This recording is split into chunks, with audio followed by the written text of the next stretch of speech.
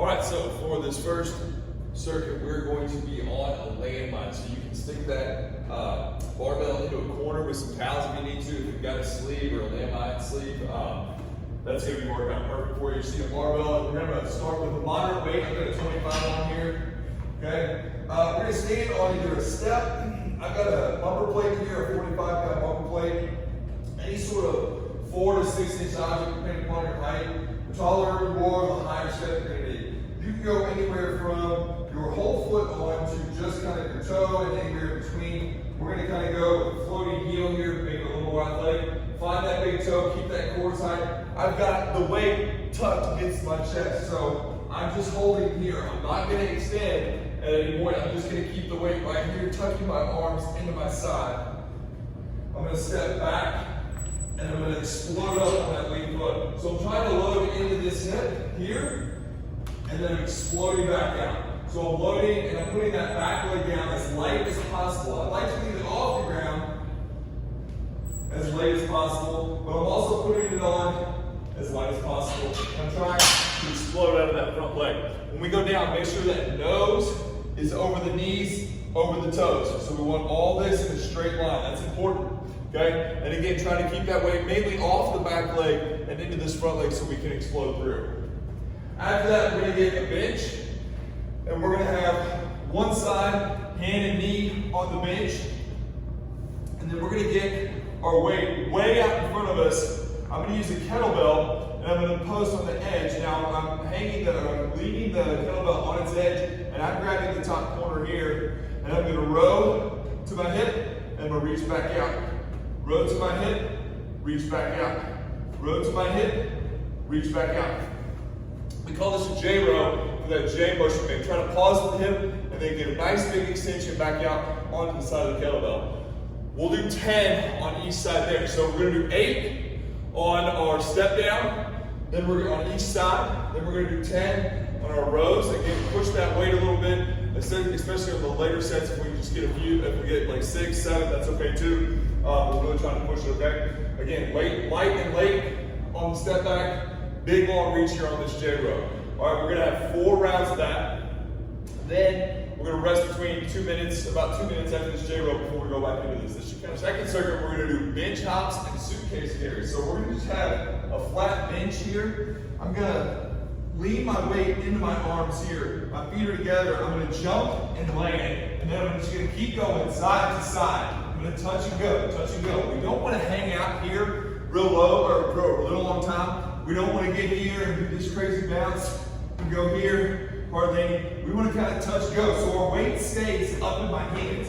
My weight is pitched forward, and as soon as I hit, I'm going to go back to the other side. We're going to do 20 total jumps. So 1, 2, 3, 4, 5, 6, 7, 8. 20 total, 10 each side. Then we're going to get a kettlebell. We're going to do suitcase carries. So one side, I have one kettlebell on one side.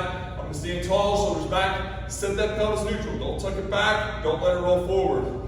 Keep those abs engaged. A little space in your arm, just a very tiny bit. I'm not letting the kettlebell move. I'm not letting it pull me off to the side. I'm not hunched over. I don't have my hip out here. I'm just taking nice, controlled steps. Keeping a little space. Nice posture. Feeling that opposite side. So the kettlebell's on my left. Feeling that right side work. So we're gonna try to walk about 50 yards down and back, and then we'll switch sides. So we'll do 20 jumps here. We're gonna walk. Get your breath pretty quick here, so you don't need to rest a lot, maybe a minute, minute and a half, and then we're back on 20 jumps and into the suitcase carries. We're gonna do 4 rounds. All right, so for our third circuit, we're gonna do an adductor step up. So I'm gonna have a nice wide stance here. I'm gonna get a little quarter squat down in my legs already, and then I'm gonna lean into my up leg, so the leg that's up. My weight is in the hand that's on the outside, on the floor side. Keeping my core tight, I'm standing up. And coming back down to that squat. Up, coming back down to that squat. I'm trying to keep this back foot off, okay? And I'm leaning into this foot, bias, low right here. Stand up and let it back down. So we'll do 8 to 10 on each side before we move over to a hip thruster. We're gonna ideally do a hip thruster with the bar. So you'll sit down on the ground, we'll roll the bar over top of us with the big bumper plates, okay? We'll scoot up, and and then we'll have the bar here. If the bar's unavailable, just use a dumbbell. We're gonna just go down and up. I drop my hips, my chest rotates down. So when my hips are down, my chest looks forward, my spine is still tall. And then when I thrust up, I do so from the butt, from the hamstrings, and I come to the top. My abs and core are strong. My chest gaze is going to the ceiling. My spine is in the same position, it's still straight. I drop down. I want to think pulling my feet back. So I'm activating my hamstrings. So my feet, I'm pulling back towards me the whole time. That's challenging. You're going to think about that. Okay? And I'm going to do 10 to 12 there. If you have the bar, push down on top of the bar. As you're going up, pull those feet back, push down on top of the bar. As you move, it'll give you a little extra resistance and create a little more tension in the core.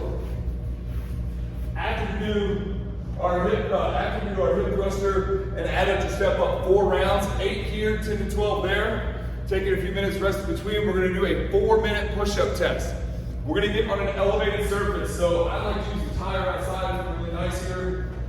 We've got an 18-inch box here. This is probably honestly a little low. Probably go with a 24-inch box, 32-inch box if these push-ups are a big struggle for you. We want to keep beautiful form here. We're going to set a timer for 4 minutes.